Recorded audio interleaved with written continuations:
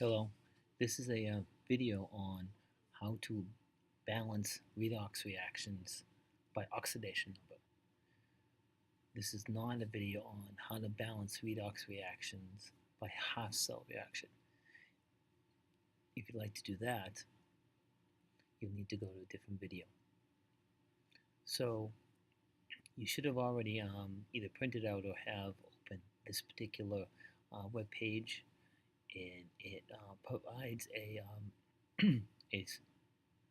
a step-by-step explanation of how to actually balance redox reactions by oxidation number. A lot of times you do this at the same time as you figure out if the reaction is a redox reaction and determining oxidizing agent, reducing agent, what's being oxidized and what's being reduced.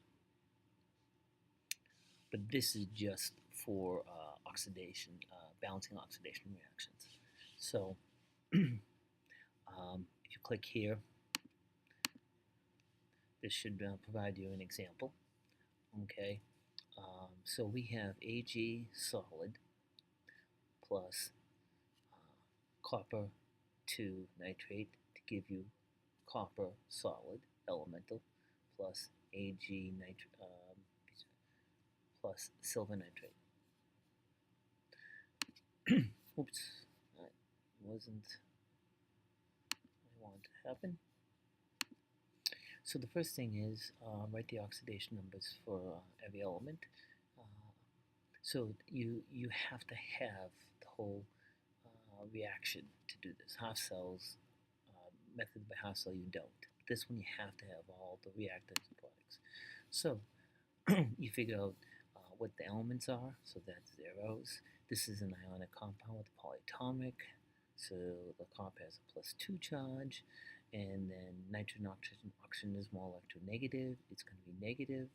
The most common charge oxygen is 2, so it's -2 oxidation number, and N will be +5, because that's a polyatomic ion with a -1 charge, so the summation of both of these have to add up to -1, so -3 times -6, 3 times 2 is -6, and you need to go up to -1, which means you need +5. So that's oxidation number. Nitrogen is +5.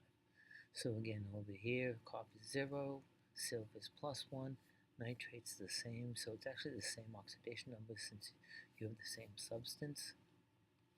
So that's step number 1. Step number 2, now you got to do the line method as if we were going to find what's oxidized and what's reduced. So you're doing the same thing. So it's the silver, it's the arrow goes to this silver and that silver. The arrow's pointing the thing that's being oxidized and reduced. You go from 0 oxidation number to a +1. Okay, and then the copper is changing. It's going from +2 to 0.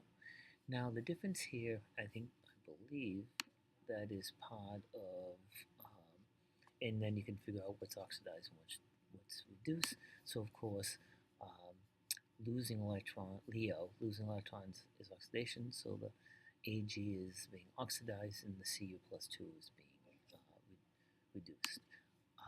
For now, what we need to do is part 4 and 5, actually 3, 4, and 5.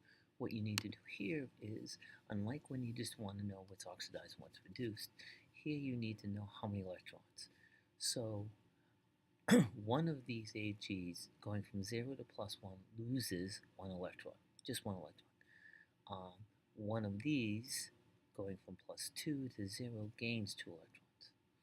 Now, that's okay, but what you really want to know is how many electrons are moving when you look at the whole substance, because sometimes that subscript is not a 1.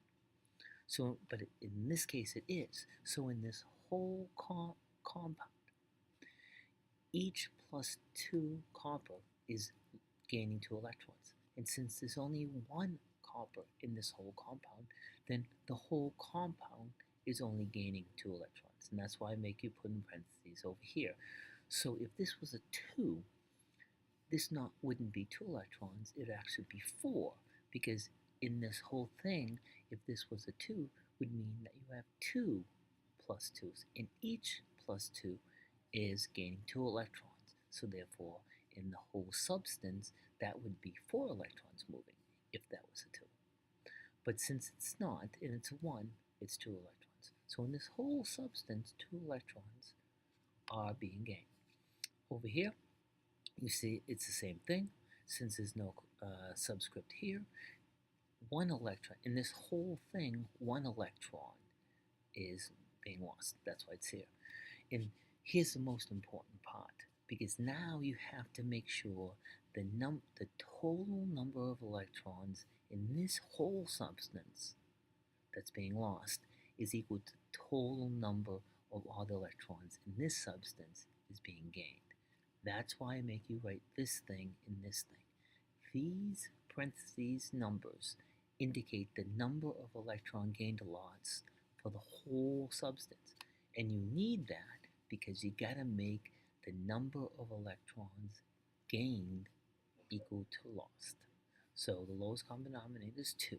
So what that means is, since this whole substance here is gaining 2 electrons, you only need 1 of them. That's why the coefficient is 1.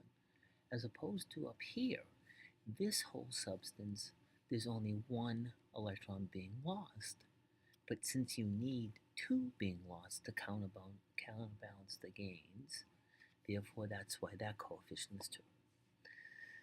At this point, just like when you're finding out what's oxidized, what's reduced, it's always talking about the reactant. Now what you do is, the last step, which is step 6, is you balance all the atoms.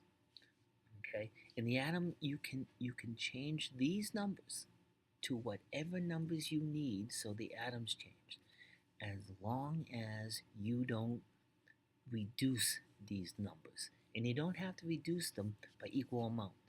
Gain them by equal amounts. You just can never get down or go down below those numbers. So you can never balance it and have a 1 here. It always must be 2 or higher. Okay? And again, you don't have to be in a 2-to-1 ratio. So when you do this, you see that there's one copper here, so there needs to be a 1 here, and there's 2 silvers here, so that needs to be a 2, and then you can see that 2 times 1 is 2, 1 times 1 is 1, times 2 is 2, and you have 6 oxygens and 6 oxygens. So the balancing for atoms are done. So again, the last step is balancing for atoms. And again, these coefficients can change, and as long as they're not reduced, and they can be changed in not the same ratio. It's counterintuitive, but that's how it works. And that's how you determine how you balance redox reaction by oxidation number. Thank you.